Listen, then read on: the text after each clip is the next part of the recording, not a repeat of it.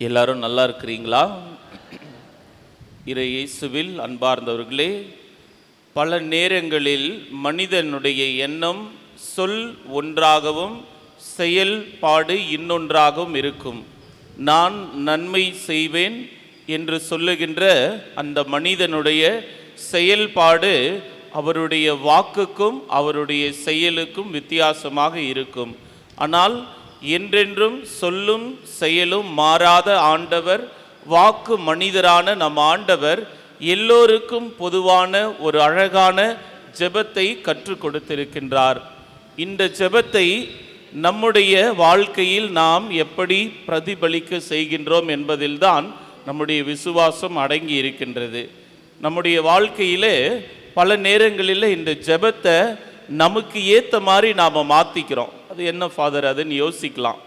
நம்முடைய வாழ்க்கையில் நாம் விண்ணுலகில் இருக்கின்ற எங்கள் தந்தையே, எங்கள் தந்தையேன்னு நம்ம ஆண்டவர் கற்றுக் கொடுத்திருக்கின்றார். ஆனால் நம்முடைய வாழ்க்கையில் நம்முடைய ஜெபம் இது எப்படி பல நேரத்தில் இருக்குன்னா, விண்ணுலகில் இருக்கின்ற என் தந்தையே, என்னுடைய குடும்பத்தின் தந்தையே, என்னுடைய ஜாதியின் தந்தையே, என்னுடைய ஒரு இயக்கத்தின் தந்தையே என்ற மனப்பான்மையில் தான் நம்முடைய செயல்பாடு இருக்கும். அப்படியே அடுத்த இதை எடுத்துன்னு வந்தோம்னா, விண்ணுலகில் உமது சித்தம் நிறைவேறுக என்பதை விட விண்ணுலகில் என்னுடைய சித்தம் நிறைவேறுக என்று சொல்லி தான் நம்முடைய வாழ்க்கையை கட்டமைக்கிறோம். அதன் அடிப்படையில் தான் நம்முடைய மன்றாட்டுக்கள் எல்லாம் இருக்கின்றது.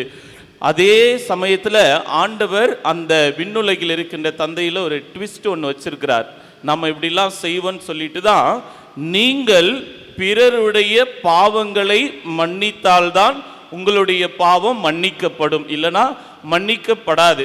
4 முக்கியமான ஒரு வரத்தை, அருளை ஆண்டவர் நமக்கு கொடுக்கிறார். அதில் முதலாவது, அன்றாட உணவை தரும்படியாக கேளுங்க, கொடுத்துட்றேன்னு சொல்றாரு. 2வது தான் இந்த மன்னிப்பு. இந்த மன்னிப்பை நாம் பெற வேண்டுமென்றால் நான் பிறரை மன்னித்திருக்க வேண்டும். அப்படி இல்லைன்னா எனக்கு ஒன்றும் கிடைக்காது, எனக்கு தேவையான மன்னிப்பு கிடைக்காது. எனக்கு மன்னிப்பு கிடைக்கவில்லை என்றால் என்னுடைய பாவத்தை போக்க முடியாது. என்னுடைய பாவத்தை போக்க முடியவில்லை என்றால் நான் கோடிக்கணக்கில் உண்டியலில் காசு போட்டிருந்தா கூட நான் போய் சேர்ற இடம் எங்கேயா இருக்கும்? மோட்சமா? கிடையாது, நரகத்துக்கு தான் நாம் போவோம். ஏனென்றால் என் அடுத்திருப்பவரை மன்னிக்கக்கூடிய மனப்பான்மை என்னிடம் இருந்தால்தான் ஆண்டவர் எதிர்பார்க்கின்ற அன்பு அங்கு வளரும். மன்னிப்பு இல்லாமல் அன்பு வரவே வராது. அப்படி வருது அப்படின்னா அது ஒரு கட்டமைப்பில் இருக்கும். எப்படின்னா, ஒரு குடும்பம் என்பதை தாண்டி ஒரு கடை, ஒரு நிறுவனம் போல, நீ எனக்கு உதவி செஞ்சா நான் உனக்கு செய்வேன், நீ இதை செஞ்சா நான் அதை செய்வேன் இருக்கும். ஆனால் அன்பு எதையும் எதிர்பார்க்காது. ஏனென்றால் அது ஆண்டவருடைய அன்பு. 3வதாக ஆண்டவர் சொல்றார், நீங்க ஜெபிக்கும் பொழுது சோதனையிலிருந்து காத்துக்கொள்ள உங்களுக்கு வரன் கொடுக்கப்படும். 4வது, தீயோனிடமிருந்து காத்தருளப்பட ஜெபிங்க, அதுவும் தரப்படும். ரொம்ப அழகான ஒரு ஜெபம். இயேசுவில் அன்பார்ந்தவர்களே, இந்த ஜெபத்தை பார்த்தோம் அப்படின்னா இது எந்த ஒரு மதத்தினருக்கும் சார்ந்தது கிடையாது.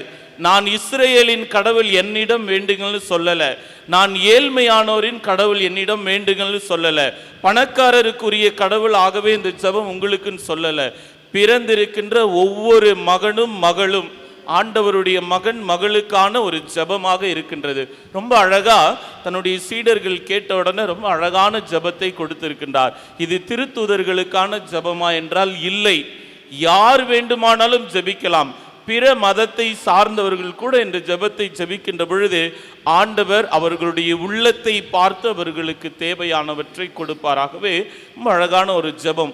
இந்த ஜெபத்தினுடைய ஒரு தொடர்ச்சி தான் 7 இரக்க செயல்கள். நம்முடைய மறைக்கல்வியில் சின்ன பிள்ளையில படிச்சிருப்பீங்க.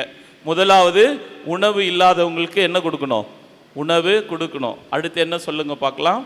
உணவு, அதுக்கப்புறம் தண்ணீர், அதுக்கப்புறம் உடுக்க உடை, அதுக்கப்புறம் அவங்களுக்கு தேவையான ஒரு இருப்பிடம், அதுக்கப்புறம் நோயாளிகளை சந்திப்பது, சிறைச்சாலையில் தவிப்போருக்கு உண்மையாகவே நல்லது செய்து ஆனால் மாட்டிக்கொண்டு சிறைச்சாலையில் இருப்பவர்களை சந்திப்பது, மரித்தோரை அடக்கம் செய்வது. இதெல்லாம் விவிலியத்தில் இந்த ஆண்டவருடைய இந்த ஒரு அழகான ஜெபத்திலிருந்து எடுக்கப்பட்டு நம்முடைய வாழ்வியல் ஆக்கி இருக்கின்றார்கள் நம்முடைய முன்னோர்கள்.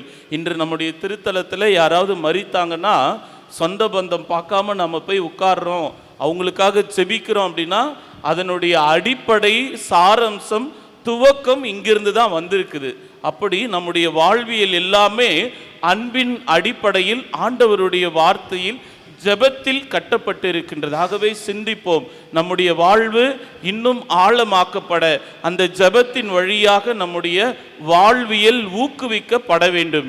இன்றைய முதல் வாசகத்தில் பார்க்கிறோம், எலியா பல அற்புதங்களை செய்தார். ஆண்டவர் வல்லமையெல்லாம் செஞ்சு காமிக்கிறார், இப்படிதான் வாழணும், உங்களுக்கு ஆண்டவர் ஒருத்தர் இருக்கிறார், வல்ல செயலை செஞ்சிட்டு இருக்கிறாரு, செய்து முடித்திருக்கின்றார். இப்போ எலிசா இருக்கிறாருன்னு சொன்னாலும் கடைசி வரி அவங்க படிச்சிருப்பாங்க, மக்கள் மனம் மாறலை, மன்னிப்பு கொடுக்கறதுக்கான மனநிலையில இல்லை, அவங்க குடும்பங்களையே அவங்க மன்னிக்கல, அவங்களுடைய உற்றார் உறவினரை இரத்த சொந்தங்களை யாரும் மன்னிக்கல. அதனால என்ன ஆகுதுன்னா பாபிலோனுக்கு அடிமையா இழுத்து செல்லப்படுகின்றார்கள். மன்னிக்க கூடிய குணம் எல்லா பாதுகாப்பையும் அன்றாட உணவையும் அவர்களுக்கு தேவையான ஆசிரையும் அவர்களால் பெற முடியும். ஆமேன்.